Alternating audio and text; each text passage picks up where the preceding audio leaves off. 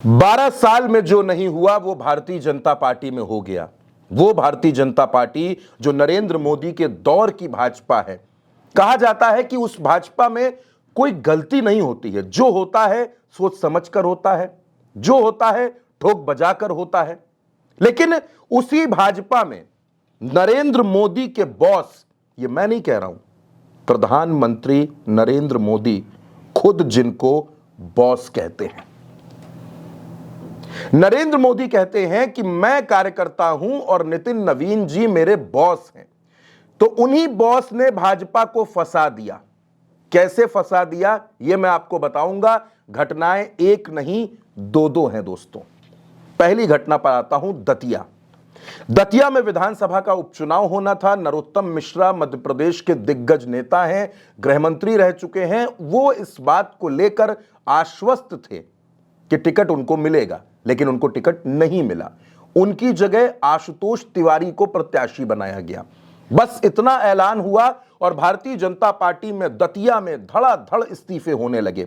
जिलाध्यक्ष ने इस्तीफा दे दिया, पार्षदों ने इस्तीफा दे दिया, सरपंचों ने तैयारी कर ली कि वो भी इस्तीफा देंगे। पूरी रात दतिया में हंगामा मचा रहा, सड़क जाम हो गई, महिलाएं सड़क पर उतर गईं, नारेबाजी होती रही, भारतीय जनता पार्टी के कार्यालयों में हंगामा होता रहा, कार्यकर्ताओं ने सड़क घेर ली। हालात ऐसे हो गए कि पुलिस को लाठी चार्ज करना पड़ा, पुलिस को लाठियां भांजनी पड़ी, आंसू गैस के गोले चलाने पड़े। महिलाएं हो पुरुष हो, लोग सड़क पर लेट गए और यह कह रहे थे कि नरोत्तम मिश्रा का टिकट काटा गया, यह फैसला भारतीय जनता पार्टी वापस ले। क्यों कटा नरोत्तम मिश्रा का टिकट? क्या नरोत्तम मिश्रा से किसी को खतरा महसूस हो रहा था? क्या नरोत्तम मिश्रा नए पावर सेंटर बन सकते थे? नरोत्तम मिश्रा अगर चुनाव जीतते तो क्या गृह मंत्री बनते मध्य प्रदेश के? ये बहुत से सवाल हैं दोस्तों। फिर नरोत्तम मिश्रा का टिकट क्यों कटा? वो 6 बार विधायक रह चुके हैं, कई विभागों के मंत्री रह चुके हैं, मध्य प्रदेश में किसी परिचय के मोहताज नहीं है। 2023 में वो चुनाव जरूर हारे, लेकिन तब से लेकर अब तक वो लगातार मध्य प्रदेश की राजनीति में सक्रिय थे। लेकिन नरोत्तम मिश्रा का टिकट कट गया।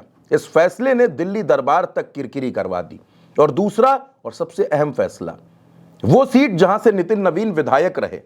नितिन नवीन बांकीपुर से विधायक थे, इस्तीफा दिया, उपचुनाव का ऐलान हुआ। नितिन नवीन के ही करीबी अभिषेक सिन्हा बंटी को टिकट दे दिया गया।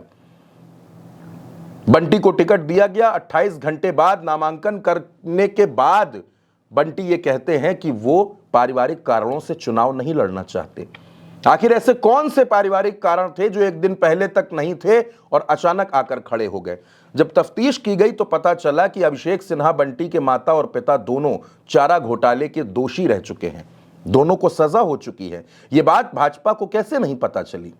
पता चला कि उनके सर्टिफिकेट्स में गड़बड़ी है, नामांकन खारिज हो सकता था। इस वजह से भाजपा ने अपना प्रत्याशी बदला। प्रत्याशी बदलकर भारतीय जनता पार्टी ने यहां पर नीरज सिन्हा को टिकट दिया। नीरज सिन्हा के बारे में भी कोई होमवर्क नहीं किया गया। उनके बायोडेटा में उनको प्राथमिक सदस्य बताया गया है 2006 से, जबकि वो 1994 में पैदा हुए। क्या 12 साल की उम्र में वो भारतीय जनता पार्टी के प्राथमिक सदस्य बन गए थे? इस पर हंगामा मचा तो बायोडेटा से वो लाइन हटा दी गई। अब सवाल ये उठता है दोस्तों कि 12 सालों में वो भारतीय जनता पार्टी जो नए नए क्रिएटिव आइडियाज के लिए जानी जाती है, जो इस बात के लिए जानी जाती है कि वो किलेबंदी करती है, जो इस बात के लिए जानी जाती है कि भारतीय जनता पार्टी 24/7 इलेक्शन के बारे में सोचती है, उस भाजपा को यह नहीं पता था कि बांकीपुर में जिसको टिकट दे रहे हैं उसका बैकग्राउंड क्या है, फैमिली का बैकग्राउंड क्या है। पन्ना प्रमुख हैं, शक्ति केंद्र संयोजक हैं, बूथ के अध्यक्ष हैं, बूथ के प्रभारी हैं, सेक्टर संयोजक हैं, क्षेत्रीय टीम है, जिले की टीम है, प्रदेश की टीम है।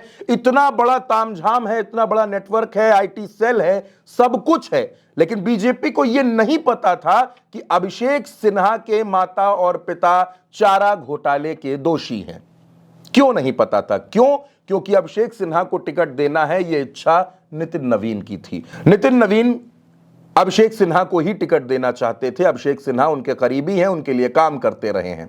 नितिन नवीन शायद ये चाहते होंगे कि जिस बांकीपुर से वो 5 बार विधायक बने वहां उनका कंट्रोल ना खत्म हो, इसलिए एक ऐसे आदमी को विधायक बनाया जाए जो अपना हो, और इसीलिए टिकट मिल गया। अब आप सोच कर देखिए कि जिले से पैनल जाता है भारतीय जनता पार्टी में, जब टिकट बंटता है तो एक पैनल जाता है जो क्षेत्रीय टीम के पास जाता है, फिर वो पैनल स्टेट की टीम पर जाता है, वहां पर उसकी स्क्रीनिंग होती है, शॉर्टलिस्ट किया जाता है, उसके बाद नाम जाते हैं दिल्ली दरबार तक, वहां बताया जाता है कि इन नामों पर हम मंथन कर सकते हैं, वहां से टिकट तय होता है। बिहार में चुनाव हुआ था हाल ही में, आपने देखा किस तरीके से स्क्रीनिंग की गई थी। मध्य प्रदेश में, राजस्थान में, अभी उत्तर प्रदेश में चुनाव आने वाला है, एक एक सीट की मॉनिटरिंग भारतीय जनता पार्टी करती है। वहां का क्षेत्रीय समीकरण क्या है, जातीय समीकरण क्या है, किसको लड़ाने से फायदा है, किसको लड़ाने से नुकसान है, कौन सा नेता नाराज होगा, कौन सा नेता मदद करेगा, किस नेता को चुनाव में एक्टिव करने से फायदा मिलेगा, किस नेता को खामोश करने से फायदा मिलेगा, किस नेता की ताबड़तोड़ रैलियां करवाई जाएं, किस नेता को घर से भी ना निकलने दिया जाए, किस बूथ पर किस नेता को भेजा जाए, किस मोहल्ले में किस नेता को भेजा जाए। भारतीय जनता पार्टी ये होमवर्क करती है, लेकिन बांकीपुर में आकर वो सारा होमवर्क भूल गई। वो भूल गई अभिषेक सिन्हा के बारे में जानकारी जुटाना कि कौन है अभिषेक सिन्हा, क्या है इनका बैकग्राउंड, इनके पिता क्या करते थे, इनकी मां क्या करती थी, इनके परिवार के लोग क्या करते थे, ये क्या करते हैं, कितने पढ़े लिखे हैं, कोई जानकारी भारतीय जनता पार्टी को नहीं।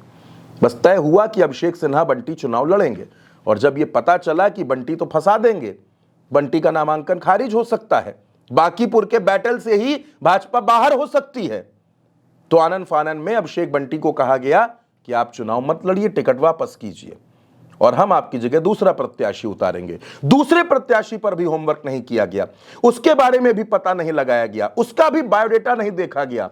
क्या भारतीय जनता पार्टी में किसी ने नहीं देखा कि जिस व्यक्ति का जन्म 1994 लिखा है वो 2006 में बीजेपी का सदस्य कैसे बन सकता है? जाहिर सी बात है, नहीं देखा गया, नहीं देखा गया। इसी वजह से यह हंगामा है। भारतीय जनता पार्टी की सरकार बिहार में भी है और मध्य प्रदेश में भी है।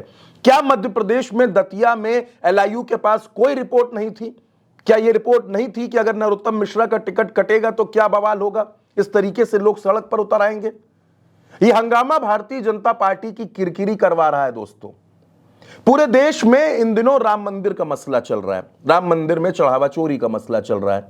भारतीय जनता पार्टी के दिग्गज नेता उस मसले पर खामोश हो जाते हैं, और इधर यह टिकट का मसला, चाहे दतिया हो या बांकीपुर हो, दोनों जगह साफ तौर पर दिख रहा है कि भारतीय जनता पार्टी की राहें बहुत ज्यादा आसान है नहीं दोस्तों। और अब यह भी पोल खुलने लगी है कि भारतीय जनता पार्टी में स्क्रीनिंग किस लेवल पर हो रही है।